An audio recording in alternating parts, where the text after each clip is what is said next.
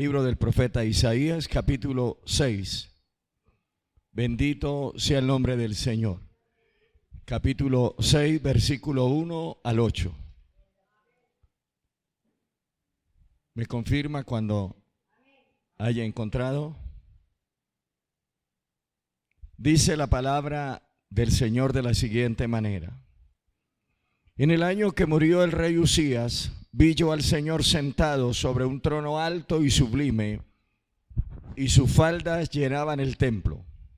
Por encima de él había serafines, cada uno tenía 6 alas, con 2 cubrían sus rostros, con 2 cubrían sus pies y con 2 volaban. Y el uno al otro daba voces diciendo: Santo, Santo, Santo, Jehová de los ejércitos. Toda la tierra está llena de su gloria. Y los quiciales de las puertas se estremecieron con la voz del que clamaba, y la casa se llenó de humo. Entonces dije: ay de mí que soy muerto, porque siendo hombre inmundo de labios, han visto mis ojos al Rey Jehová de los ejércitos.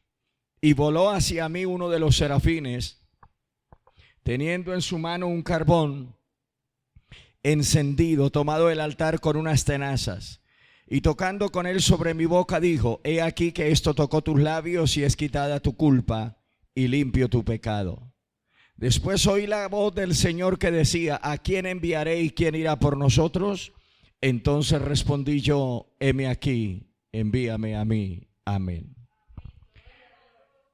Amado Padre, te doy gracias en esta hora por la palabra que se ha leído. Esperamos que la misma pueda bendecir cada oyente, cada vida, cada persona, cada hombre, cada mujer. Y que, Dios mío, tú obres de una manera especial en cada uno de los que oigan esta palabra. En el nombre de Jesucristo, amén. Puede sentarse, hermano.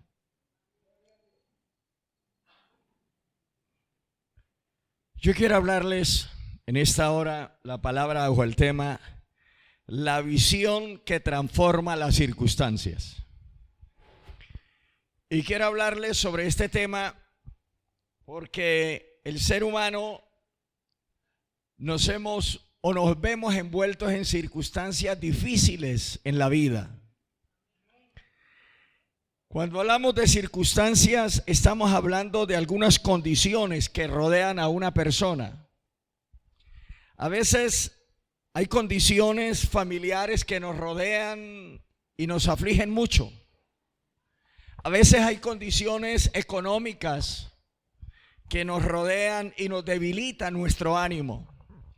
A veces hay condiciones personales, alguna enfermedad, alguna crisis personal, alguna situación que nos afecta el libre desarrollo, que nos afecta la libre expresión, y esto nos lastima demasiado por cualquiera que sea las circunstancias que podamos estar pasando.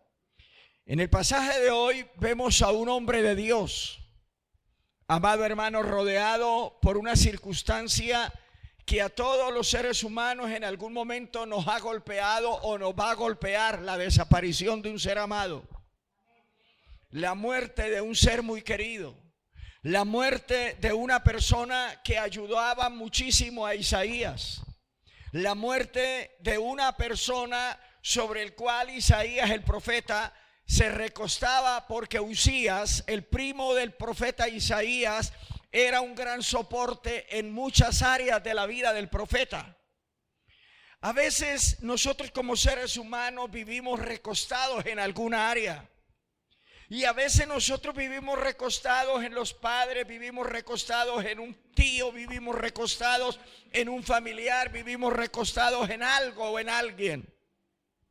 Y a veces se pierde ese muro que nos sostiene, a veces se pierde esa muleta que nos sostiene, a veces perdemos ese ayo, a veces perdemos ese tutor que nos ha ayudado en los momentos de dificultad, y a veces llegamos a creer que todo se acabó en la vida.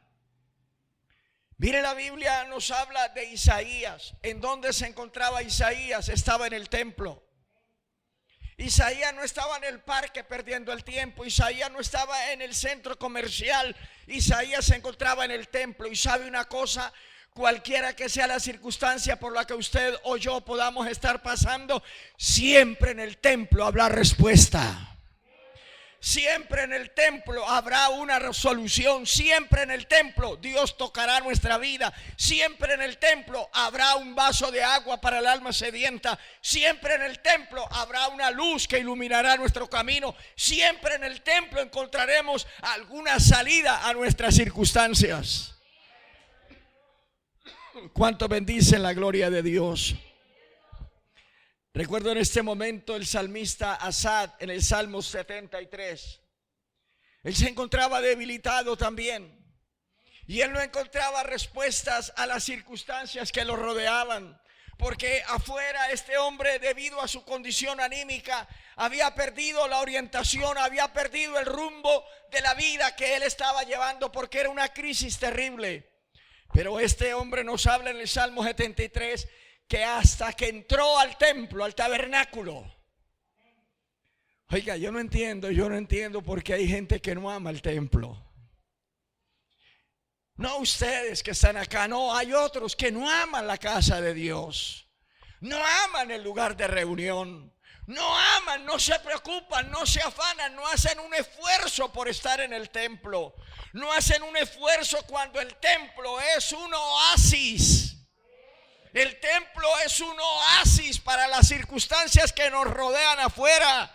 El templo es un amparo, es una protección para la vida espiritual, para nuestra alma. El templo, amado hermano, si bien es cierto, en el templo no nos dan mercados, no nos dan plata, no nos arreglan los problemas, pero salimos con la paz de Dios. Y eso vale más que cualquier mercado, eso vale más que cualquier plata. Pues resulta que Isaías estaba en el templo. ¿Qué estaba haciendo en el templo? No sé. Quizás triste, acongojado, porque había muerto un primo de él. Y no era un primo cualquiera, era el rey Usías. En 2 de Crónicas capítulo 26 nos habla la escritura que el rey Usías llegó a ser un rey poderoso, comenzó a reinar desde 16 años. Un joven de 16 años empezó a reinar en Judá. Y dice la Biblia que el rey Usías se dio al trabajo de buscar a Jehová. Y dice la escritura que mientras buscaba a Jehová, Jehová lo prosperó. Porque hay un secreto para prosperar: busque a Dios. Amén.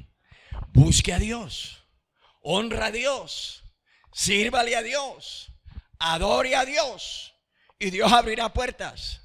Y dice la Biblia en 2 de Crónicas que Usías se dio al trabajo de buscar a Dios. Y mientras buscaba a Dios, Dios lo prosperó. En la época de Usías, amado hermano, llegaron a aparecer los ingenieros. Este hombre con sus ingenieros construyeron el acueducto más grande de la época.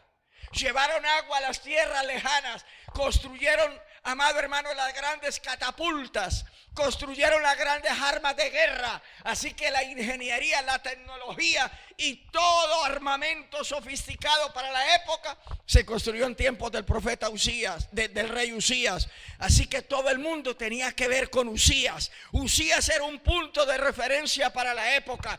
Todo el mundo tenía que decir: oh, bienaventurado el pueblo que tiene ese rey. Bienaventurado el pueblo, porque la majestuosidad de ese rey había crecido mucho.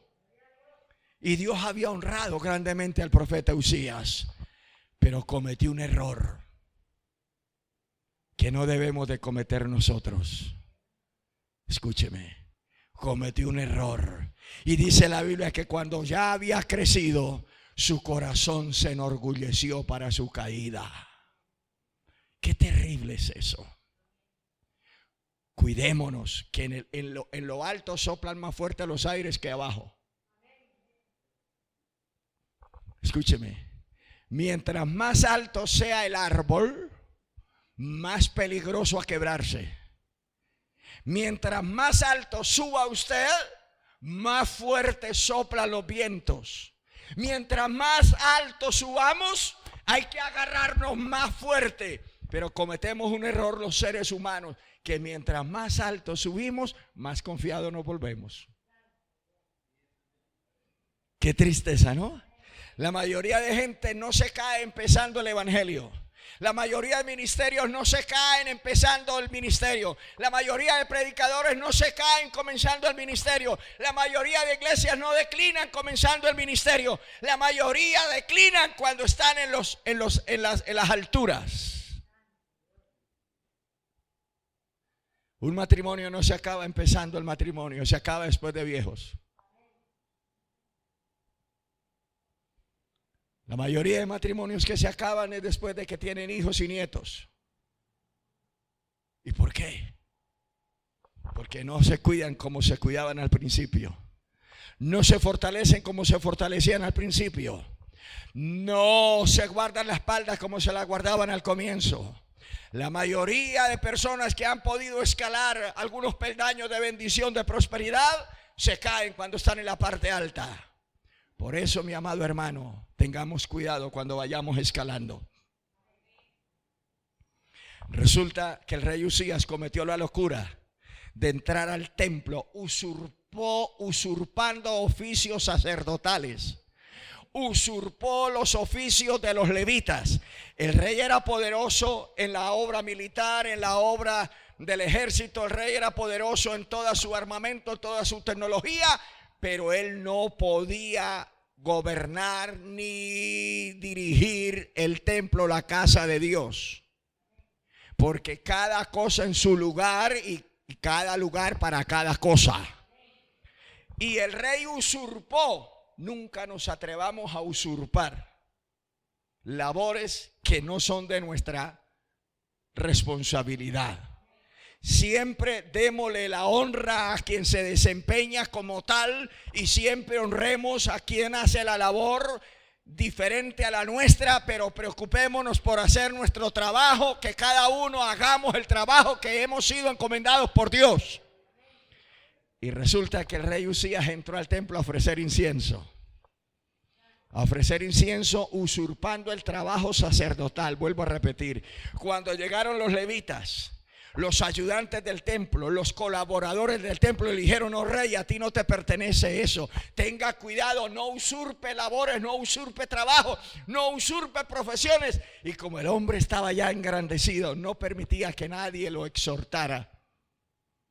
Hay gentecita que cree que no necesitan exhortación. Y hay gentecita que dice: ¿y usted por qué me regaña si usted de ayer y yo soy de hace muchos años atrás? Yo le digo una cosa: no importa los años que llevemos, no estamos exentos de cometer errores. El apóstol Pedro era más anciano que el apóstol Pablo.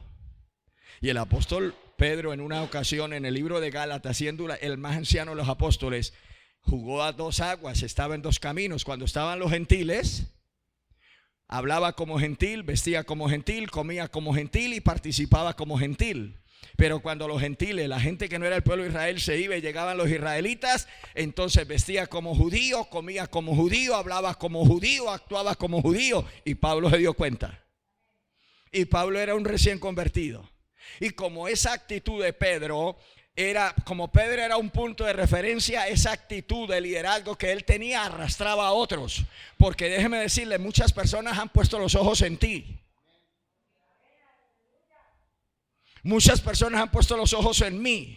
Muchas personas a ti te miran como un punto de referencia, y de acuerdo a tu comportamiento y de acuerdo a tus actitudes y de acuerdo a tus acciones, ellos actuarán. Y entonces San Pablo, viendo la actitud del apóstol Pedro, más anciano, más veterano, un hombre con más trayectoria en el apostolado que él, dijo: esto hay que reprenderlo en público. Porque en público se había hecho la actuación Pedro, y le dijo: hermano Pedro, si tú como judío come como judío, habla como judío, no obligue a los gentiles a judaizarse. Lo reprendió. La diferencia entre Pedro y nosotros es que Pedro aceptó la reprensión y no se enojó con Pablo.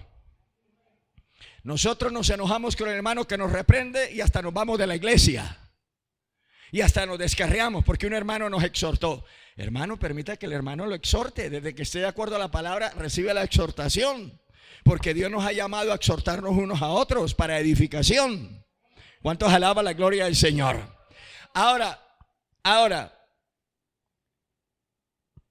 esta circunstancia que rodeaba al profeta Isaías, amado hermano, era una circunstancia agónica. Porque cuando el rey Usías entra y es reprendido por un levita inferior en categoría según el pensamiento de Usías, porque déjeme decirle, por más que un hombre sea poderoso en la iglesia, no debe de tratar mal a un levita. Puede que el levita no tenga casa, puede que el levita no tenga trabajo, y puede que el rey tenga muchas casas, mucha plata, pero el rey debe respetar al levita. Entonces dice la Biblia que le dio ira, porque el soberbio lo camina la ira. ¿Sabe que el arrogante y el soberbio lo eleva la ira? Cuando el rey se dio cuenta que un levita le llamó la atención, se llenó de ira y botó los incensarios por el templo. Inmediatamente le brotó la lepra y se volvió todo blanco, como si fuera un campo de nevado. Y se volvió todo blanco como un poco de hielo. Se volvió leproso. Y ahí empezó la caída. Lo sacaron del templo y a los pocos días Jehová lo mató. A Isaías le dolió mucho. ¿Cómo no le iba a doler? Si Isaías era sostenido económicamente por su primo. Si su primo Usías era quien ayudaba a la familia del profeta Isaías. Pero Isaías ahora, dice la Biblia, en el año que murió el rey Usías, Isaías nunca olvidó esa fecha, porque esa fecha, en el año que murió el rey Usías, fue una fecha que marcó a Isaías. ¿Sabe una cosa? Las fechas nos marcan. Hay cosas en la vida que nos marcan, ¿cierto? Por ejemplo, la niña que va en los 12 años, en los 13 años, está que preocupada porque llega a los 15. Y para las niñas, para los niños no es así, pero para las niñas la fecha de los 15, primavera, los 15 cumpleaños, los 15 años es una fecha que marca la historia. Tengo una nietecita que ahora en enero va a cumplir 15 años y la madre está que le hace los preparativos y no haya de qué manera se pone nerviosa una cosa y otra, porque para ella es una fecha que no la puede pasar por alto. Pues resulta que esta fecha en que murió el rey Usías marcó la vida del profeta Isaías. Esa fecha que para Isaías era dolor, esa fecha que para Isaías era angustia, esa fecha que para Isaías, amado hermano, era de tristeza, de dolor, de desesperación. Y quizás preguntas como diario cuando se muere un familiar nuestro, la pregunta que le hacemos es ¿por qué? ¿Sabe que a veces Dios tiene que cortar algunas cosas de nuestra vida en las que nos apoyamos? La Biblia dice, le decía el profeta al pueblo de Israel: ay de los que descienden a Egipto por ayuda y los que confían en carros y en caballos. Dice, caerá la ayuda y caerá el ayudador. Pueblo de Israel, confía en Jehová. Mire, amada iglesia, aprendamos a confiar en Dios. Dios es nuestra ayuda y Dios es nuestro socorro. Casa de Israel, repite el profeta, confiad en Jehová. A veces nosotros nos apoyamos mucho en el brazo humano. Y a veces Dios permite traiciones. A veces Dios permite que nos abandonen. A veces Dios permite que nos den la espalda. A veces Dios permite que se mueran. A veces Dios permite que esa muleta humana, llámese familia, llámese amigo, desaparezca. ¿Para qué? Para que aprendamos a depender única y exclusivamente del Dios del cielo.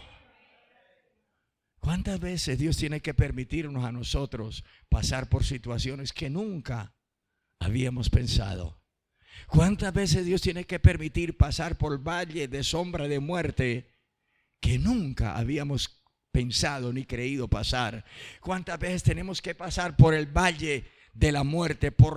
¿Cuántas veces hemos tenido que pasar por los desiertos inhóspitos y crueles de la vida solos? Pues ese día llegó para el profeta Isaías. Amada iglesia, por eso dice la Biblia, el año que murió el rey Usías. En esta fecha no solo lo señala la ocasión en que el profeta, amado hermano, tuvo un llamamiento especial de Dios, sino que determina el resto de lo que fue su vida. Para Isaías ese día nunca lo iba a olvidar. Pero quizás en el templo, el que estaba haciendo, uno en el templo puede estar haciendo varias cosas: contemplando la gloria de Dios, orando a Dios, adorando a Dios, sirviéndole a Dios o preguntándole.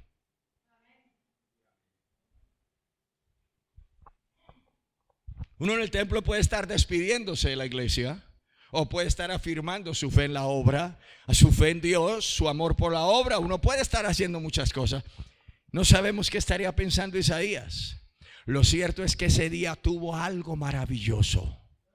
Hubo algo de parte del cielo. Hubo algo, amado hermano. Quiere decir que él tuvo una visión que transformó su vida. Permita que Dios cambie las circunstancias por las que pueda estar pasando en el día de hoy. Permita que Dios cambie las situaciones por las que pueda estar pasando. Quizás haya llegado triste, desconsolado, con necesidad de enfermedad en su cuerpo, desorientado quizás. No tenga para los gastos del fin de año, pero hoy Dios te da una palabra de promesa, de fortaleza, y te dice: no tema. No tema, pueblo mío. No tema, hijo, hija. ¿Cuántos alaban la gloria del Señor? Mire, amada iglesia, la visión que transforma las circunstancias para Isaías fue, gloria al nombre del Señor, una fecha que nunca olvidó, pero también una tragedia que fue convertida en bendición. Isaías había sido llamado por Dios, pero el llamamiento estaba estancado. ¿Sabe que hay gente que Dios la tiene para un trabajo en la obra, pero están apoyados en algo humano? ¿Sabe que Dios ha llamado a muchas personas para que le sirvan de lleno en la obra, pero hay algo que los tranca, hay algo que los detiene, hay un estorbo en el camino? Y yo le tengo una noticia: Dios es experto en quitar tropiezos. ¿Sabe una cosa? Dios es experto en quitar estorbos. Dios es experto en quitar muletas. Dios es experto en quitar aquellas cosas.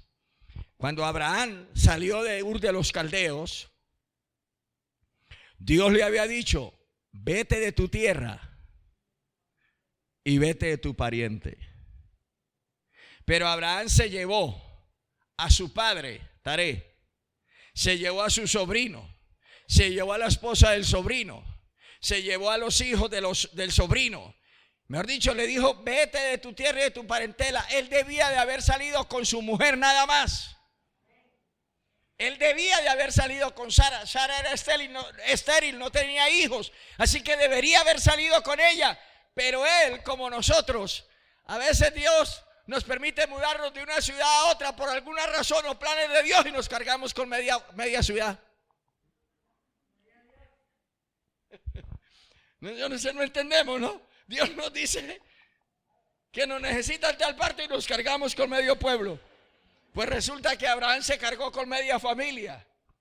Y si usted analiza la escritura desde Génesis 11 en adelante, Dios no le puede hablar a Abraham hasta que no muere Taré. Porque la palabra Taré significa estancamiento. Taré o Taré significa estancamiento. ¿Sabe que hay personas en la vida que a uno lo estancan?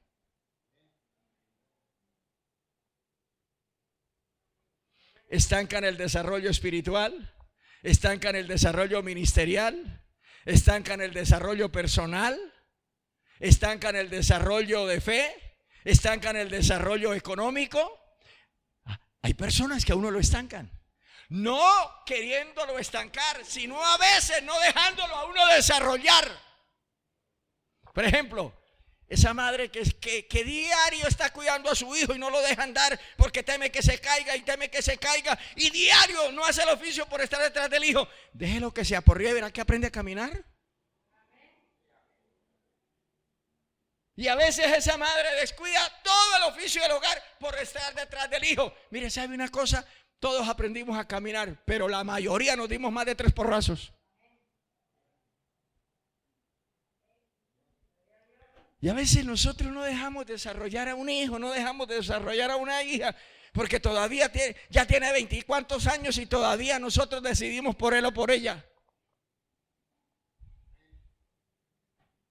¿Cuántas veces nuestros hijos se casan y todavía metemos la nariz allá en el nuevo matrimonio?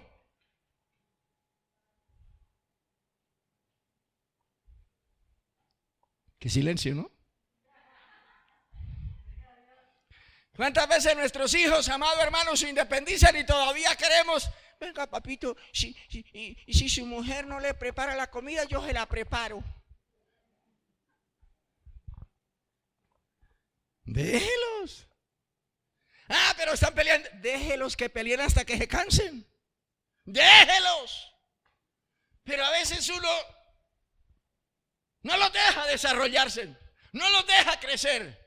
¿Sabe una cosa? Aprendamos de las aves. ¿Sabe qué hace mamá aguilucho? Cuando los aguiluchos, sus polluelos, se están emplumando y ya están emplumados y ya están para salir a volar, ellos no salen si la mamá no los empuja. ¿Sabe qué hace la mamá aguilucho? La mamá aguilucho agarra un polluelo de esos en el pico y lo eleva. El pajarito, déjeme pensar por el pajarito. Yo me imagino al pajarito diciendo: ¿y esta señora para dónde me lleva? Y lo eleva. Yo creo que irá el pajarito en sí, dirá: ay, qué panorama tan bonito, menos mal que voy colgado del pico de mi mami. Lo que no piensa el pajarito es que mientras más lo eleve, más alto es el porrazo, más duro es el porrazo. Pues cuando la mamá aguilucho lo levanta, lo suelta, usted puede pensar qué pensará ese pajarito. Puede imaginarse. Yo creo que irá: ay, mamá sanguinaria, mamá mala, mamá mala. Y cuando ya está a punto de estrellarse, la mamá aguilucho se mete por debajo y lo levanta, hasta que el animalito sale haciendo así y cruza los aires y ya es una nueva ave mayor de edad. Dejemos que se desarrollen. Amemos el nuevo desarrollo de la gente. Dejemos, como decía mi madre, dejemos que arañen. ¿Le cuento mi experiencia? A mí mis hijas me llaman cada rato que necesito tal cosa y yo me hago el duro.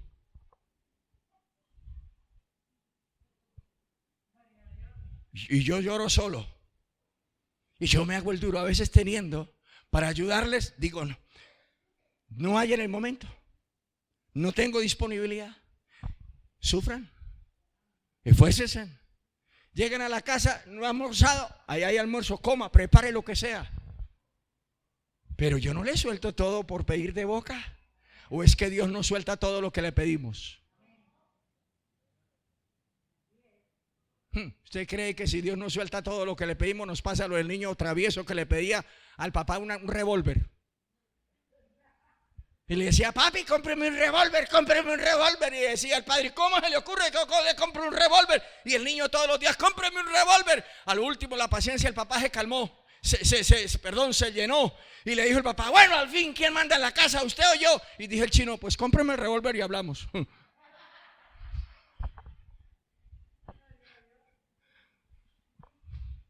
A veces nos toca que los demás sufran para que aprendan lo que usted aprendió, porque de otra forma no aprenderíamos.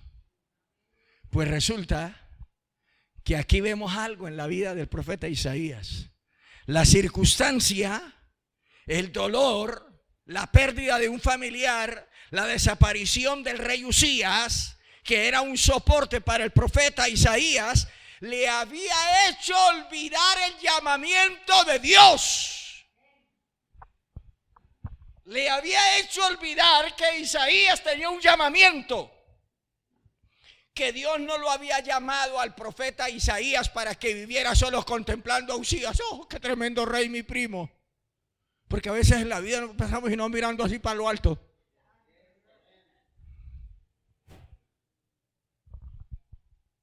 Pero si miráramos a Dios, miramos es a los hombres. Y amado hermano, es duro lo que estoy diciendo, yo sé que es duro. Pero Dios tuvo que quitarle a Usías. Y ahora estaba desamparado. ¿Ahora qué iba a hacer Isaías? Ahora estaba solo. Ahora estaba sin fuerzas. Ahora estaba abandonado, entre comillas. Le pasó lo de Gedeón. Los madianitas habían tomado una gran ventaja sobre el pueblo de Israel y les robaban las cosechas a los judíos, les robaban las cosechas al pueblo de Israel. Y Gedeón madrugó una vez cualquier día a amontonar, a recoger antes que llegaran los madianitas, cuando un varón estaba en la encina, en la copa de un árbol, y le dijo: varón esforzado y valiente, Jehová está contigo. Él voltea a mirar, mire, tenía tanta ira y tenía tanto enojo de que vinieran los madianitas a robarle, que no se dio cuenta que era un ángel. Y dijo: y si Jehová está con nosotros, ¿por qué nos ocurre esto? Le hizo un reclamo injusto al ángel. Es como cuando un pastor, un líder, un hermano a usted le dice en medio de la prueba: tranquilo, Dios está contigo. Usted le contesta: y si está conmigo, ¿por qué me toca tan duro? ¿Sabe una cosa? A veces Dios permite que el dolor nos golpee, porque es la única forma de nosotros acordarnos y de poder experimentar la consolación que viene de parte de Dios. ¿Sabe una cosa? No todas las lágrimas son perjudiciales. La mayoría de lágrimas son medicinales. Se dice que la gota de una lágrima es capaz de matar millones de microbios. Y cada vez que lloramos, cada vez que nuestros ojos derraman una lágrima, estamos desintoxicando el alma, estamos desintoxicando el cuerpo, estamos desintoxicando las partes internas de nuestro organismo. No siempre las lágrimas son dañinas. La mayoría de lágrimas son benéficas para nuestra vida emocional, porque hay gente que no es capaz de llorar. ¿Sabía usted eso? Hay gente que no es capaz de expresar en sus lágrimas el dolor que llevan, y a veces, y eso sí que es terrible, que no se pueda llorar cuando estamos sufriendo. Gedeón creyó que Dios los había abandonado, que era nada más historia, que Dios era historia. Pero Gedeón, como Isaías, necesitaban un encuentro personal con Dios. Y usted y yo, aunque tengamos hijos en la iglesia, nuestros hijos necesitan un encuentro personal. Porque esto no es hereditario. Esto no es como que yo soy zapatero y mis hijos tienen que ser zapateros. Esto es que cada uno necesitamos un encuentro personal con Dios. Así que tanto la esposa necesita un encuentro personal con Dios, como el esposo necesita un encuentro personal con Dios. Nuestros hijos también. Resulta que Isaías solamente había oído hablar de Dios, como Gedeón había oído hablar de Dios. Pero ellos necesitaban tener un encuentro personal. Y ¿sabe una cosa? En el ejemplo de Gedeón y en el ejemplo de Isaías, la tragedia se volvió una bendición. ¿Cuántos alaban al Señor? La tragedia fue transformada en una bendición. Así que si estás pasando por algún momento de tragedia, por algún momento de dificultad, espera en Dios. Confía en Dios. Descansa en Dios. Duerma en Dios, sonría en Dios, hable en Dios, viva en Dios, que Dios se glorificará.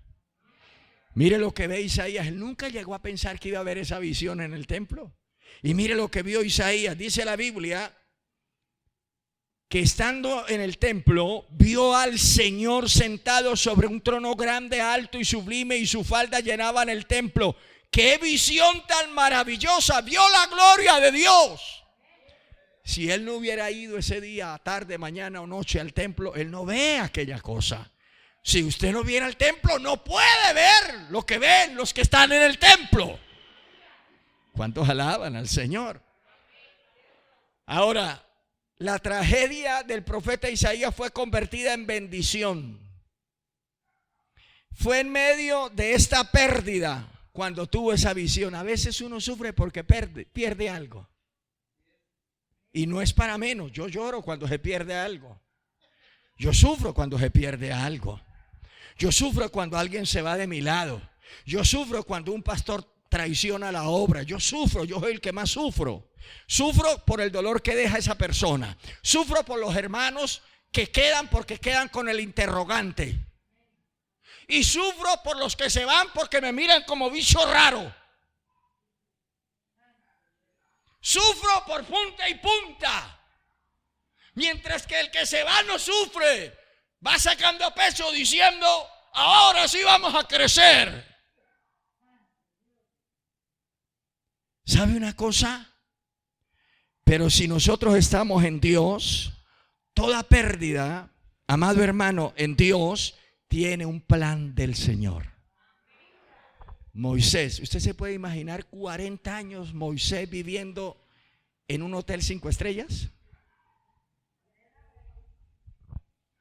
Era el segundo en el reino. Porque cuando moriría el padrastro, el padre adoptivo de Moisés, el faraón, la hija del faraón lo iba a nombrar de faraón. Moisés viviendo en un palacio de 5 estrellas, en un hotel 5 estrellas, y de la noche a la mañana le cambió la vida. Y bastó nada más un puño. Bastó nada más un golpe. Pega duro un evangélico, ¿no? Porque un día cualquiera salió al campo y vio a un egipcio golpeando a un israelita. Y le dijo, ¿y por qué lo golpea? No lo golpea, no es que está trabajando. Y entonces el egipcio se le levantó a Moisés y Moisés lo golpeó y lo mató y lo escondió. Creyó que todo pasaría así. Todas las cosas que están ocultas un día se sabrán. Iba otro día dando una vuelta cuando vio el mismo espectáculo. Vio el mismo espectáculo. Y entonces le dijo, ¿por qué golpeas a tu hermano? Entonces el egipcio, qué revelación tremenda, ¿no? Le dijo, ¿piensas matarme como mataste al egipcio ayer? Y dijo Moisés, se descubrió el asunto y se perdió. Se le derrumbó todos los planes. Se le derrumbaron todos los proyectos. Pero déjeme decirle, era Dios quien dirigía los hilos de la situación. Era Dios quien dirigía los hilos de las circunstancias. Porque en Dios nada ocurre por casualidad. En Dios hay un tema que estoy preparando: casualidad, coincidencia o diosidencia. En Dios no hubo coincidencia, lo que hubo fue diosidencia. Y no era casualidad que el judío o el israelita mencionara aquellas palabras. Era Dios sacándolo del acomodo, era Dios sacándolo, amado hermano, de la comodidad para llevarlo a la incomodidad. Porque a veces la iglesia nos metemos en la comodidad de Dios y Dios tiene que sacarnos para llevarnos a la incomodidad. Hoy la iglesia no sabe qué es una persecución. Hoy no sabemos qué es una prueba. Hoy decimos prueba porque no almorzamos a las 12. Almorzamos a las 12:30 y ya es una prueba. Hoy decimos prueba porque el bus nos dejó y nos tocó irnos en taxi. Hoy llamamos prueba porque no tenemos mucha plata. Tenemos para los gastos, pero no tenemos mucha. ¿Sabe una cosa? Dios sacó a Moisés de Egipto y la vida le cambió de un día para otro. ¿Y sabe dónde fue a caminar? ¿Para dónde llegó? Al desierto. Estuvo caminando muchísimo tiempo hasta que llegó al desierto a ejercer un trabajo que para él en Egipto era abominación: ser pastor de ovejas. ¿Cuántas veces en la vida espiritual Dios tiene que movernos la silla? ¿Aló? ¿Cuántas veces Dios tiene que movernos la sillita? ¿Y sabe qué nos dice? Está muy cómodo ahí, ¿no? La comodidad te está engordando, la comodidad te está llenando de resabios, así que te voy a sacudir un poquito. Y Dios nos sacude. Y no porque Dios no nos ame, precisamente porque nos ama es que nos sacuda, nos sacude y nos sacude. Y sacudió a Moisés y lo llevó al desierto. 40 años. Claro, su vida cambió, su economía cambió, ya no dormía en hotel 5 estrellas, ya no tenía sirvientes que le sirvieran, ya no tenía comida de la que comía en Egipto, ya no tenía cama de la que tenía en Egipto, ya no tenía ropa de la que tenía en Egipto. Ahora era un pobre, humilde, sencillo pastor de ovejas de 4 patas. De estrato 10 se bajó a estrato 1. Pero ¿sabe una cosa? Ganó algo que no ganaría en Egipto. Su temperamento, su carácter fue transformado y llegó a ser el hombre más manso de la tierra. Eso no se consigue en las universidades, eso no se aprende en los palacios, eso no se aprende en los castillos, eso no se consigue en la familia fulana, la familia sutano, eso se consigue en la escuela de Dios. ¡Aleluya! ¡Oh, gloria a Dios! A su nombre.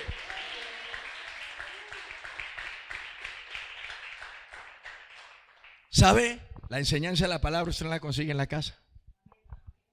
La enseñanza, la educación espiritual usted no la consigue en la universidad. La educación espiritual no la consigue en el colegio. Con todo respeto, la educación espiritual quizás ni sus padres, por más que lo amen, no son capaces de dársela correctamente. No porque no se la den, sino porque usted no le cree a ellos. Usted le cree más a un extraño. Y gracias por creerme. Esta enseñanza no hay plata para comprarla. En la enseñanza de la palabra no hay dinero para pagar. La enseñanza de la palabra no hay dádivas, recompensas para poder, amado hermano, pagar lo que recibimos a través de la palabra. ¿Y sabe una cosa? Ya para ir terminando. En medio de esta pérdida, Isaías recibe, amada iglesia, una visión que de otra manera no lo hubiera podido recibir. Pero en medio de esta visión, Isaías comprende que no es la voluntad de Dios perpetuar el dolor en nuestras vidas. Yo te digo una cosa, amado hermano, amada hermana, ¿qué ha perdido en su vida? ¿Qué ha perdido en su hogar?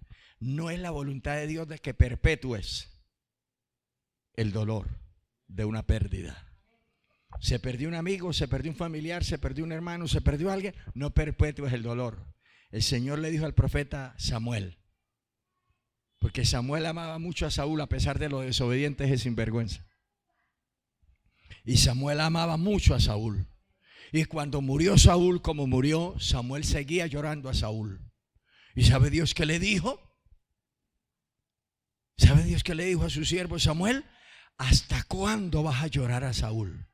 ¿Hasta cuándo vas a llorar? Ya deja de llorar. Y Dios en este día nos dice, mire para acá, ya deja de lamentarte.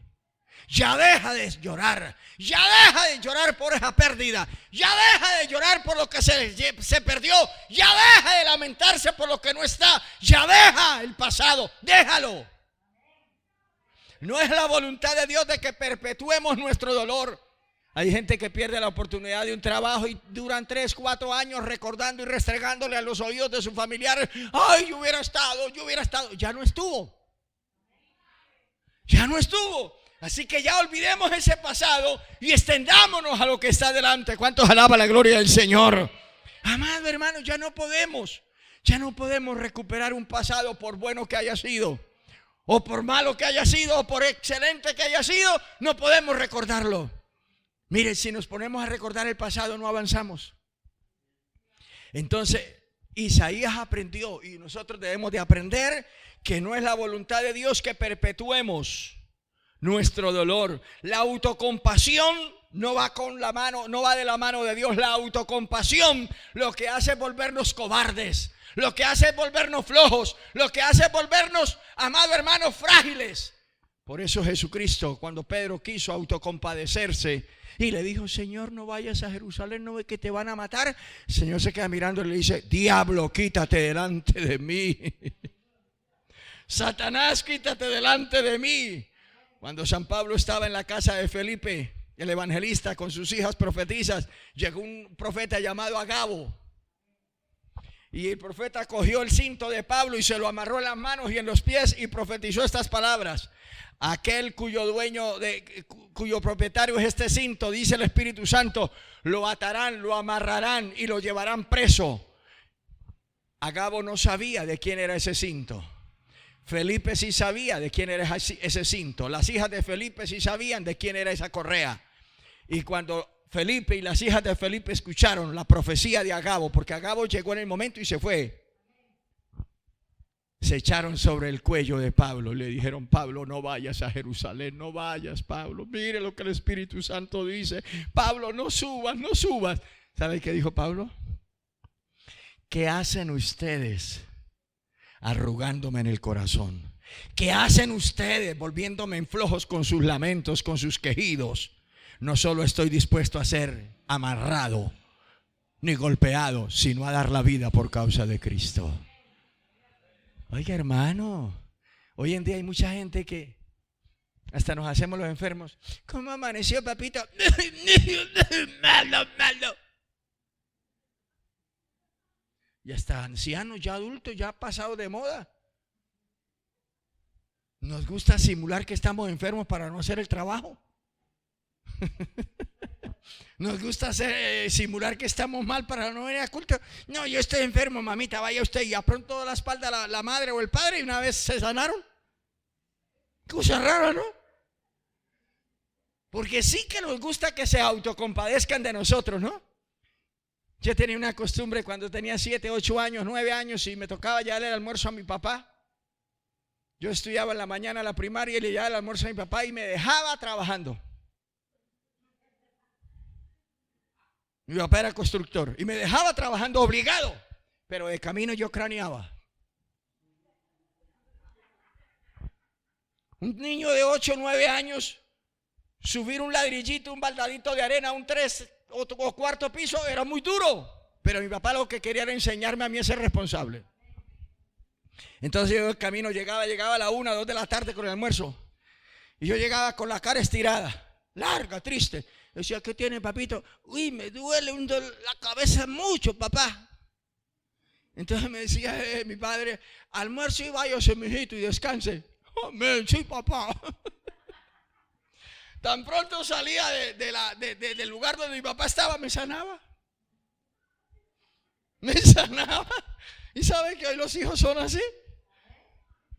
¿Sabe que hoy los muchachos que no quieren hacer el oficio se enferman? Pero ponga a otro y una vez se sana el otro. Porque a nosotros nos gusta que la gente se autocompadezca. ¿Por qué no vine a culto, hermano? ¿Por qué no cumplió con el servicio de ujier? Uy, estaba muy malo, hermanito.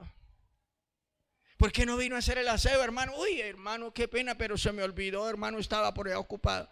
Nos gusta que se autocompadezcan de nosotros. Pero escúcheme, Dios dice: no perpetúes tu dolor. No perpetuemos el dolor. No perpetuemos la pérdida. Si ya algo se perdió en la vida, déjalo. Déjalo. No se puede lograr ya. Y hay cosas que no se pueden rescatar. Hay cosas que sí, pero hay cosas que no. En este caso, Isaías no podía rescatar a su primo. Había muerto. ¿Y quién puede resucitar a un muerto? Solo Dios.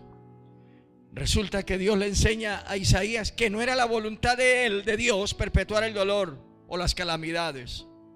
Pero por último, Isaías tiene una visión de lo sublime. De lo sublime. Y esa visión de lo sublime fue la que lo hizo el gran profeta mesiánico.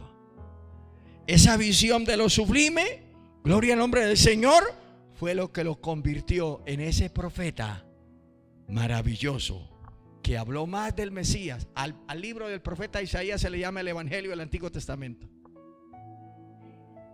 El Evangelio. Y dijo un teólogo: si solo tuviéramos el libro del profeta Isaías nada más en la Biblia, sería suficiente para entender el plan de Dios sobre nuestra redención.